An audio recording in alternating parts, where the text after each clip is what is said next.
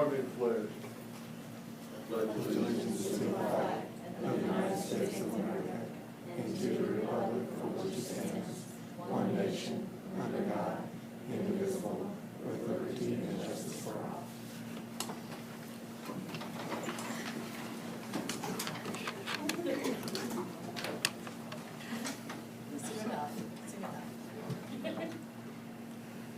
All right, we have a motion on the agenda, please. Mr. President, I move that we approve the agenda with the following amendments. Add certified and classified personnel actions for consideration, item number E3. Add item number E5B, adult breakfast price increase, amending from the price that was approved at the May 5th board meeting. Add item H2, under new business, personnel hiring update by Dr. T. Carlin. Second. Second floor. Questions or discussion? All those in favor, please raise your hand. Opposed? Thank you. Great.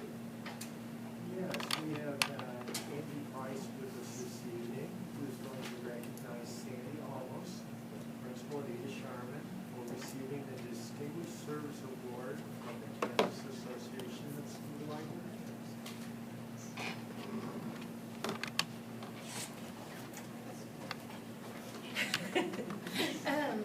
Thank you for letting us be first this evening. I think if I would have had to wait longer, I might not be able to talk very well. It's an honor to work for Sandy, and now I have the opportunity to let other people know that.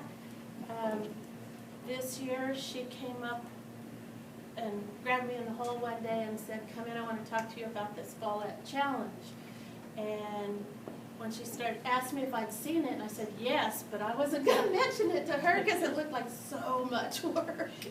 And instead, she wanted to do it, and she wanted to know if I would help her. Well, she got a committee together, and I really was very little help, but this summer I might help her a lot with figuring out how we want to spend it. But we were very lucky to have people in our building that had already done activities that were outstanding with our students. Part of that was our career cafe, and they expanded that to take a tour of our city for the students to see where they would be going to school in the next few years, what steps they would be taking. And they ended up at the community college and had a wonderful time there. So that was the basis of our application to the Follette Challenge, and it was presented in video form. And I'm sure you probably saw that we were begging for people to vote, and we ended up 8th place? Yes. In 8th place, and we received the $5,000 award that we get to spend with the Follette Company. And they're a library-based company. They supply books, e-books, digital books, all of those sorts of products. And so this summer we'll be working on how we're going to spend that. But that was a tremendous amount of work. It happened to land during the end of February when the application was due to be turned in, and it was the week we had book fair and parent-teacher conferences and family literacy night. So Sandy was at school late at night several times that week and got it all done and in, and so we're a lot better off now than if we hadn't tried. And because of all of that effort, that was probably what triggered me to think, I need to turn this in to the Kansas Association of School Librarians, because I knew they gave us a Distinguished Service Award.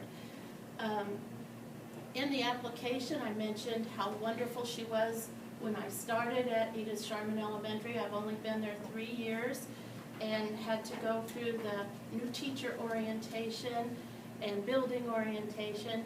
And I also happened to get hired the year that they put new carpet in the library. And so every single book and bookcase had been moved out, and guess who got to move them all back in.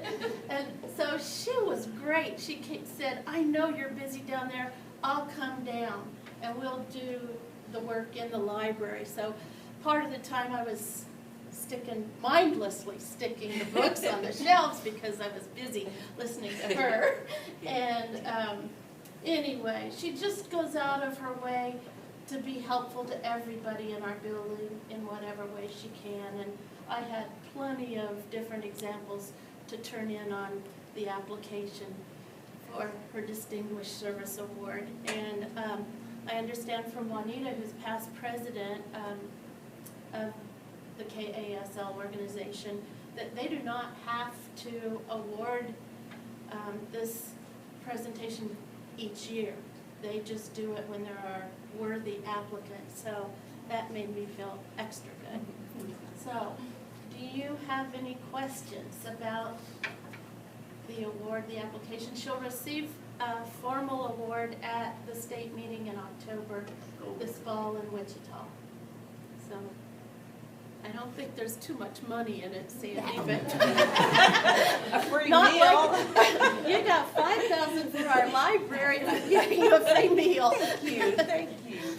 And there are other librarians. We do have other librarians here tonight to support us.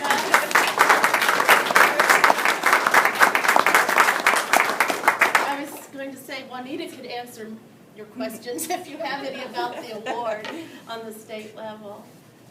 Is this, Bonnie, is this the first winner from out of our district? Yes.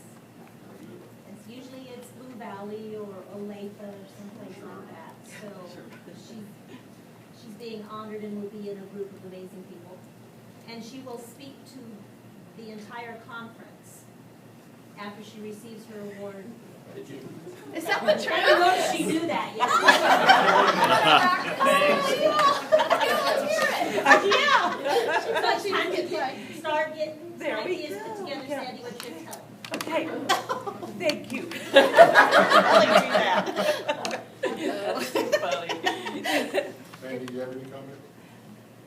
Just, and I think this is across the district, we're very fortunate. Our libraries are amazing facilities, but I know I could speak for Eda Sharma, we have an amazing librarian, and so the library ends up being the hub of our school, and I'm 5,000 seems like a lot, but unfortunately when you go to buy books and things, you know, it doesn't go very far. So we're excited for that, and happy that we get to enhance our library. We're looking at e-books, which the district has done for summer, reading with the kids with Myon, and our kids are really pumped about those e-books. So I hope that we get to see more of that, and you know, the libraries will change as we go along. But anyway, so that's it. I just feel very fortunate to get to work with Angie.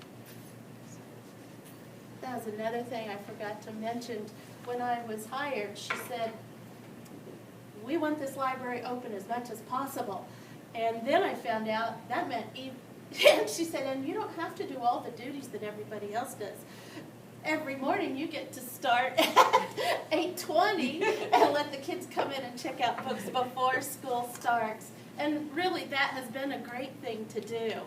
I have some regular little customers, and then I have some of the older kids that kind of spot come and go. So it's been a really good thing, and she's just been super supportive of everything that we've tried to do there. So we're lucky to have her.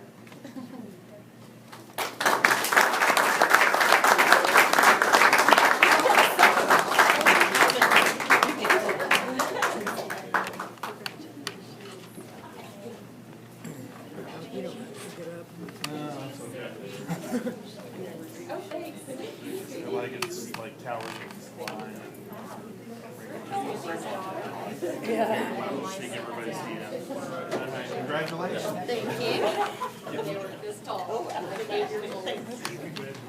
Thank you. Thank you.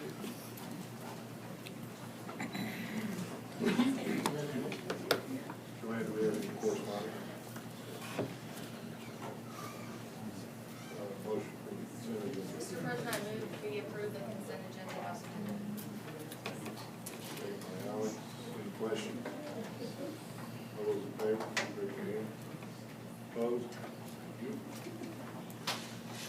Mr. Dennis. Good evening. I'd like tonight to give you a very brief update on the number of retentions that we've had this year now that school's out and we can look at the actual numbers, and give you a little bit of history so you can see where the numbers are trending. The numbers I'm going to share with you tonight are K-6. At the high school level, of course, retention is based on credits. If you have enough credits, you're a sophomore. If you're not, you're a freshman, no longer how long you've been there. At the middle level, we have very, very few retentions. And actually, at the intermediate level, there's not a whole lot.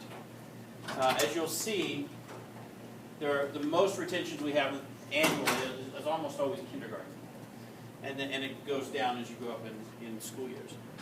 So, retentions this year, and we'll start with kindergarten.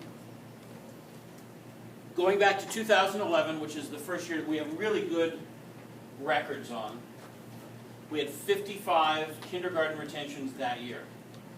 And you can see each year since then, the numbers have gone down. Last year it was 32. This year we've dropped to 23. The number that I believe Mrs. Roderick gave you a few weeks ago, which was preliminary, was 30. So we expected it to go down. It actually went down even further than we expected because as teachers continued to work with kids, more met the definition on the rubric to be able to move. Can I ask a question for you? Yes, sir. When I look at those numbers for numbers of students each year, Yeah. If you go by percentage, those numbers are actually higher. Is that not right? Yeah, well, if you go backwards, this would be just under 10%, about 9% of the kindergarten population at that time. And we're down now to 4%, roughly.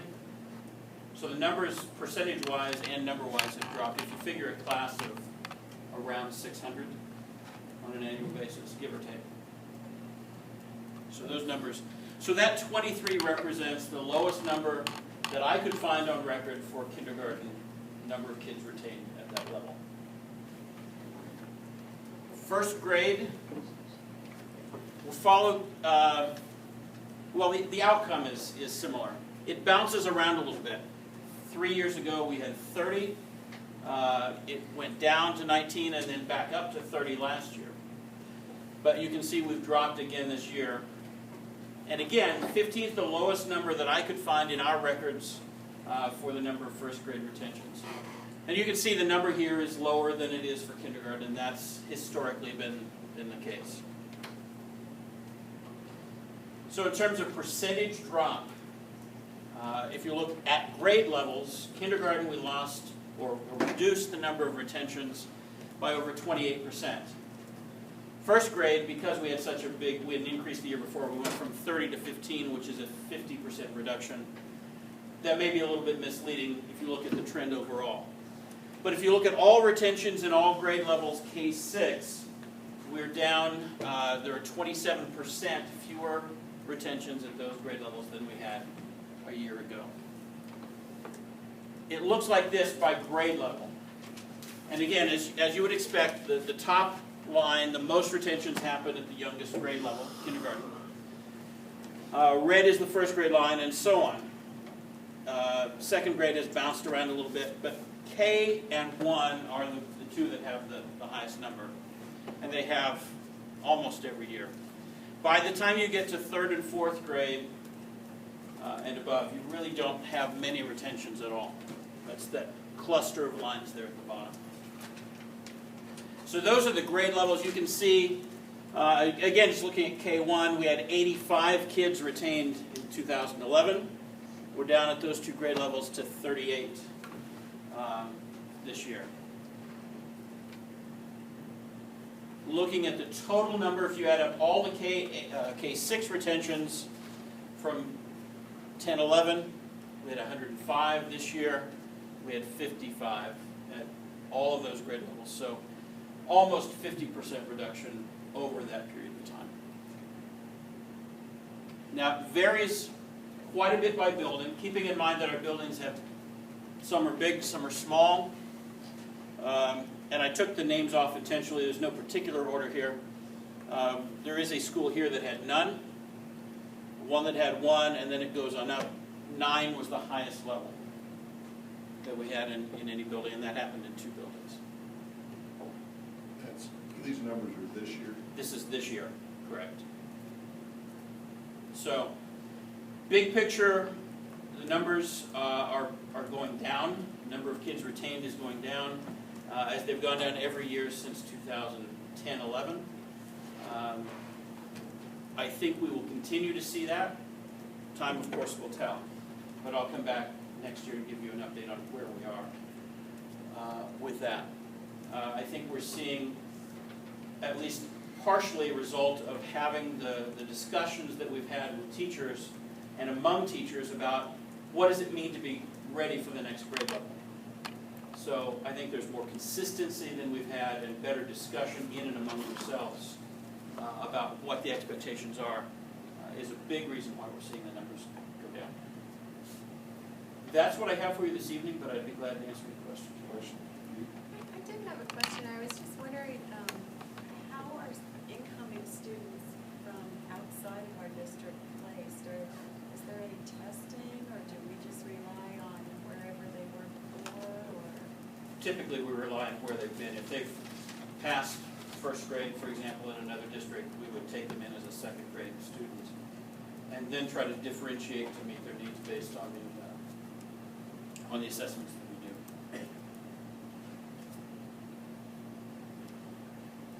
Other questions?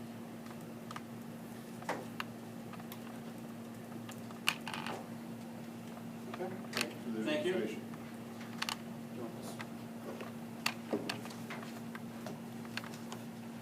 Okay, we need to take a look at our meeting dates for next year. This is for discussion purposes going in today. What you have before you online here is pretty much your traditional calendar. We did make some adjustments to corresponding dates, and we tried to avoid the National School Board meeting as well, so that if people want to attend that, they can and not miss a board meeting like what happened this year. But like I said, you've really got 2 calendars here to look at. One, the traditional one, and then one that administratively we're recommending that you consider, whereby you would eliminate September 22nd as a board meeting day and add a meeting on Friday to approve the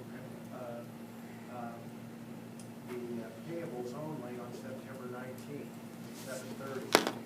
And then the second one is just simply to eliminate the June 15th board meeting. What this second calendar would do would line us up to where we had 6 meetings, 6 regular meetings a year, and 6 where we had 2 meetings in a month. Is really what it would do. And they're spread out, and administratively we feel like that we can handle that.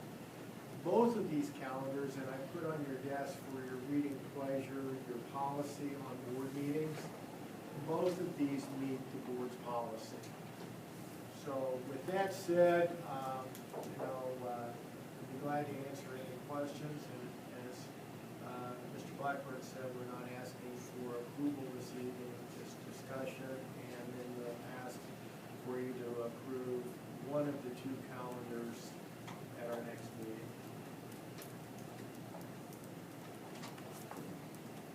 Questions or comments, thoughts? I just have, on some of those 2 months where there is just the one meeting, there really is no need financially to approve anything. We can make that work. It's a little bit of a stretch, but we can make it work. Great.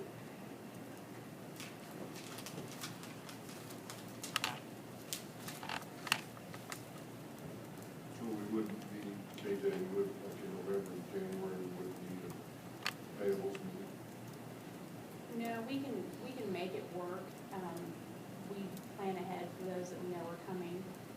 So I think in those months where it's because of the holidays in November and whatnot, we can work around this. It's not ideal, but definitely workable. And traditionally, you've done this.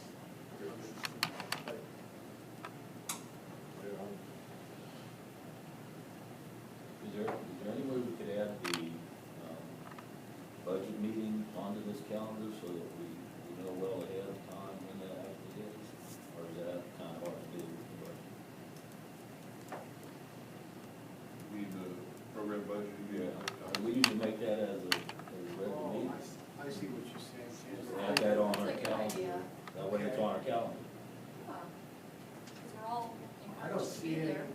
I don't see, now some years, we don't do program budgeting, but we can still schedule it, and if we didn't need it, we can cancel it. Yeah. It just seemed like this year we kind of, because of the break, we just kind of got lost in there.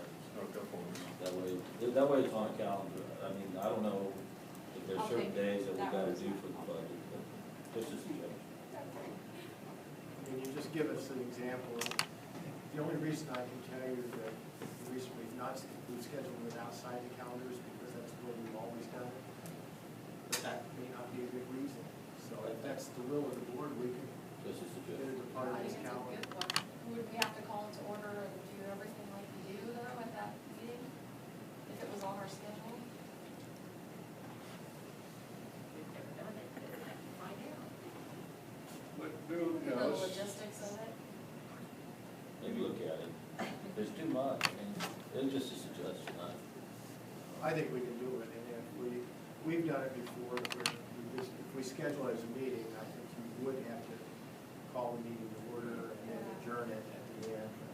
That's just a Versus formality. calling a special meeting, which is what That's we the only item on the agenda. Then you don't have to do that. Regular meeting minutes the only item. We can't add anything to it when it's the a only special item. meeting. Yeah, I know we've had in the past for program budgeting, when there's been more than three of us attending, we've sent out notice for a special meeting. And we did declare it. Like you said, the only thing on the agenda was program budgeting. Are any of the current dates in here consistent with the time frame that would be maybe falling into the program budget time frame already? So we might be able to utilize those dates. For payables or something, you mean? Well, for We usually do program budgeting in March or April. It's varied. So you said April 20th and March 24th. April 6th, March 13th. I don't recall the dates where she. The last one. It does need to be a standalone meeting. Maybe. Yeah, then the special meeting kind of has us covered, and that way we're not obligated to do other business at that time. You can't add anything to the special. Yeah, if we had something, yeah. Just Good throw it idea. out That's a there. good idea, and for the biggest reason is it puts it on our radar. Yeah, So I'm okay with the I dates. think we'll leave it alone. I think dates look good to everybody. I can look at the calendar and try to give you a tentative date. That'd be awesome. And in addition to that, my takeaway from program budgeting this year was to definitely do things a little bit differently, and I will make sure that you are notified as soon as we get that scheduled. So, but I'll look at it in this upcoming week and see if we can't find a day that works and at least give you a tentative date. Just kind of get an idea, do you like the idea of just having 6 meetings, 6 months of one meeting with accounts payable, rather than 2 meetings a month, 8 meetings, I guess. So everybody kind of likes that. Okay, we'll formally bring this back to you in July, because when it's approved by law, it's your July reorganization. All right. Carl. Just a quick overview of some hiring data. We currently have about 59 positions open, which is a little higher than I think where we've been in the past. I collect that information by week, but I normally don't start until the end of the first week of June. This year I've been collecting for about 6 weeks. We've actually done more hiring at this point than we normally have. And right now, we have hired about 39 at this point. So kind of like we predicted a little earlier in the season, I think our amount of hiring will be up a little bit over what we've seen in the past. Not a huge amount, but I think a little bit. Approximately 19 elementary positions open, 2 school nurses, 9.5 intermediate 21 in our Garden City Alternate Education Center, 13 in SPED, and 3.5 others. The SPED and the elementary numbers are a little bit higher than what we'd like to see. Our secondary levels are actually probably a little better than where they've been in the past. To this date, we've had 76 resignations, 15 retirements, and 1 teacher who passed away, creating those vacancies. And approximately 5 positions that were open from last year that weren't filled. And of those 5 that were open last year, I want to say 4 of those were in our hard-to-fill areas. Probably the best news that we have is we've typically had anywhere from 3.3 to 7 what we call hard-to-fill positions. Occupational therapists, physical therapists, speech-language pathologists, school psychologists that are kind of our most challenging positions, if you will, to fill. Last year, that number was at 4. Over the last 3 years, it's fluctuated between 3.3 and 4, and tonight I'm happy to report that you approved a hire that reduced that to 1, and we're hoping to reduce that to 0.5 at the next board meeting. So that's kind of a day that I wondered whether we'd ever see, to be honest with you. So we got a lot of work to do yet with our other positions to hire, but in terms of our hard to fill, we're in the best position that we've been in a long time. And regarding speech language pathologists, I can say with certainty in the last 12 years, we've never had all of our positions filled. And that person you approved tonight will fill our final speech language pathologist position. So now we have to knock on wood and hope that they all make it to start in August. But that's good news for us. So and for Dr. Johnson, she worked hard to help make that happen. Is there a possibility that the student demand instead might know more about that at the beginning of the school year? Does that fluctuate year to year? It does. But not to the point where you adjust hires based on it? Yeah, we don't see near as much fluctuation in that. And if anything, over time, we've seen our need for teachers go up in that area. I don't anticipate, there actually is a position or two that we may not need to fill. Dr. Johnson's looking at that right now instead. And so there might be some shuffling around. But it's still Pretty higher than what it's predictable, been. And it's, used to be if we had some SPED positions open still at the end of the summer, we'd have some elementary candidates who hadn't got a job in a regular elementary classroom, but they would be willing to go back to school and start a special education program, and we could get licensed under a waiver. And so we didn't get too worried if we had a couple of SPED positions available. Well, the last couple of years, we've had a hard time. Our elementary positions have been the last ones that we filled.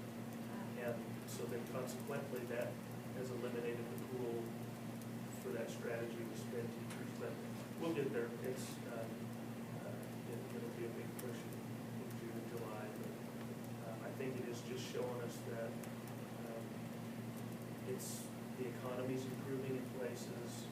People are having opportunities outside of our district and outside of our state. And it is becoming more challenging and probably will continue to be more of a greater challenge to hire quality teachers and to fully staff. We've had years where we had as many as, my record shows, 31 unfilled teaching positions. I don't think we're going to be in that category at all, but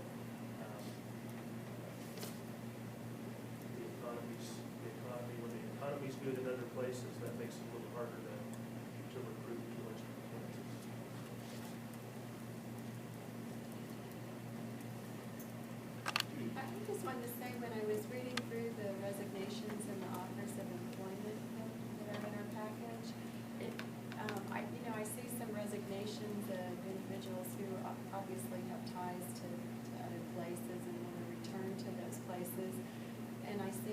employment of individuals who I know have ties to Garden City, that they grew up here, their parents here, relatives here.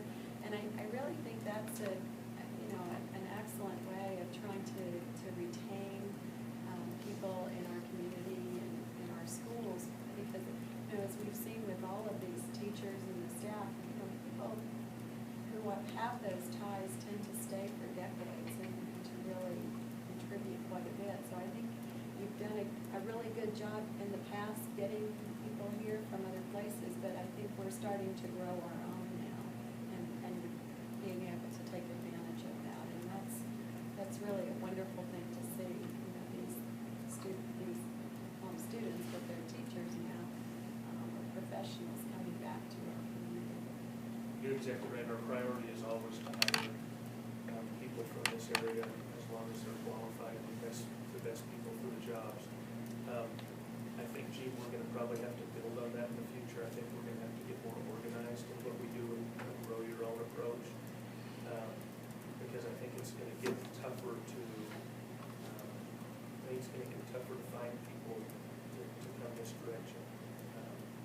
We've seen that with our recruiting efforts the last 2 years. And we have some people here. Tell you what, Mrs. Gurney at the high school, who's one of them that we've lost because of personal reasons, has done a great job building the family and consumer science early childhood education program, and I think she's still willing to work with us in some capacity to help us develop that into a program where we can get kids who are interested to enter the education field, and hopefully we can come up with some ways to entice them to get their teaching degree and then come back home and share their talents with us.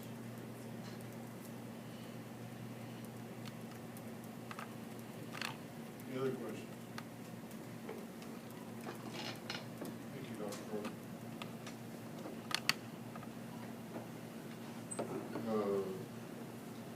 Policy reading.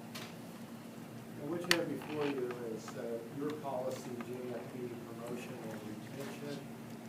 As you know, we've been revising these policies based upon the recommendation of Kansas Association of School Boards.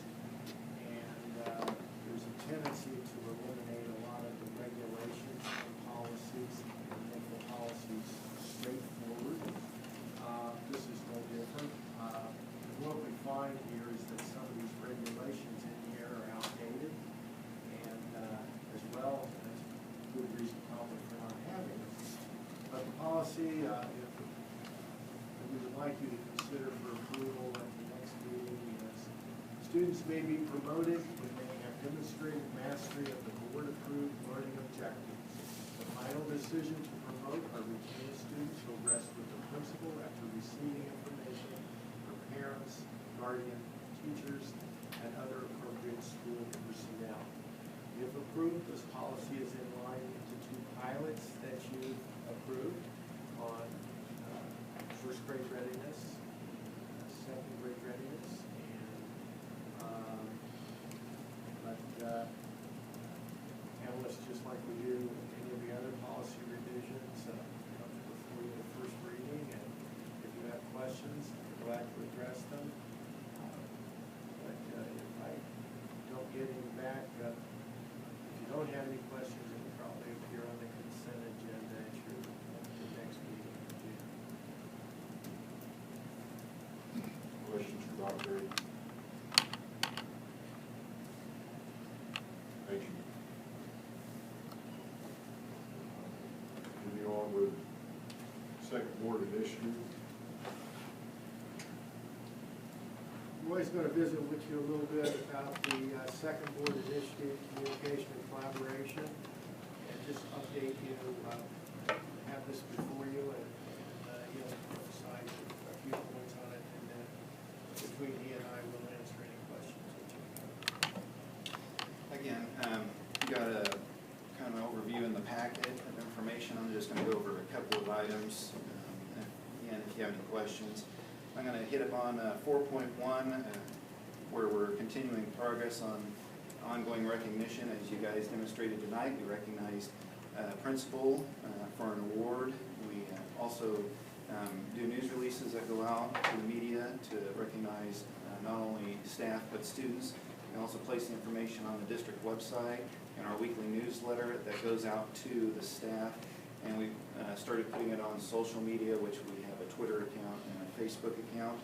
And we also have recognized the staff through proclamations at city commission meetings. Most recently, we've had the wrestling team recognized for their accomplishment, becoming state champs, as well as the two students that got to a high level in wrestling competition. We also recognize staff at the Board of Education, recently staff luncheon that we do at the end of the year. So we continue to recognize staff and students on an ongoing basis. Going to 4.3, the district is expanding in communication. We're doing a good job. We still have, the old paper method where we send notes home with students. We have newsletters that go home. But we also are expanding into our website, which we kind of modified last year. Well, actually, the last school year in October, we updated it a little bit to reflect a quicker way to get information. We added a calendar section right beside our news release section. So it's a quick glance to see what's happening during the day, as well as getting your news right off the website. We also are putting information on our Facebook and Twitter account. Schools are starting to use SkyAlert system more prominently to inform parents about activities that are going on at school. And we're getting a definitely growing following on our Twitters and Facebook accounts. And then we also air the board meetings on our YouTube channel as well as Channel 21 to not only hit the people that receive the Cox cable station, Channel 21, but to deliver it to anybody and everybody, all of our patrons that don't get cable TV. Just out of curiosity, how many Twitter followers do you have? We have, I knew you were going to ask that, so I wrote that down. We have 424 Twitter followers, and we have 861 Facebook followers, or likes, actually, so far. And we update each account on a daily basis, usually with kind of the activities that are going on during the day. We usually provide what the breakfast menu will be and the lunch menu will be that day. So it keeps a constant contact with our followers and what's happening in the district. Are the various, what's the term I want to use? Social media? Various math nights, library nights for all the schools. Sure. Are they on social media? Uh-huh. It seems like it's easier to update that than it is the website. Well, I mean, maybe you can't compare. I'm still old school. I want to go to the website if I want to find well, information. the website has, if you go to our website, it's got all of our, it's got all of the daily events that are taking place. It doesn't, don't take this the wrong way, but it doesn't appear that that's updated regularly, at least not when I've gone to look at it. Okay.